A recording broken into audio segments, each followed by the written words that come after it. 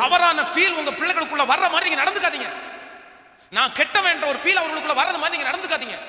நான் அசுத்தமானவன், இல்ல நான் பிடிக்காதவன், நான் யாருக்கு பிரயோஜனம் இல்லை, அந்த வார்த்தை நீங்களே உருவாக்கி கொள்ளாதீங்க. முடிஞ்ச வரையிலும் அவங்களை என்ன பண்ணுங்க அப்படின்னா, நீங்க உருவாக்குறதா உங்களுடைய வார்த்தை. எத்தனை பேர் ஆமோதிக்கிறீங்க? உங்க கணவனாரையும் அப்படித்தான், உங்க மனைவியும் அப்படித்தான். எத்தனையோ கணவனார் வந்து என்னிடத்துல அழுதுருக்கிறார்கள். ஏன் பிரதர் இப்படி இருக்கீங்கன்னு கேட்டா, என் மனைவி என்னை பார்த்து சோம்பேறி, நீ அப்படி படுத்து கிடக்குற, நீ இப்படி படுத்து கிடக்குற, அந்த வார்த்தை என் மனசை தைக்குது அப்படின்னு சொல்றேன்.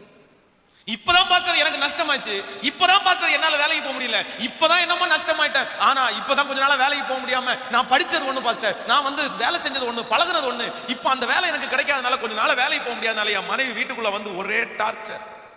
என்ன அப்படி பேசுறாங்க, எனக்கு ஜீவன் போகிற மாதிரி பேசுறாங்க, எனக்கு ஹெல்ப் பண்ணுங்கன்னு சொல்ற எத்தனையோ கணவனார் எங்கிட்ட வந்து பேசியிருக்கிறாங்க.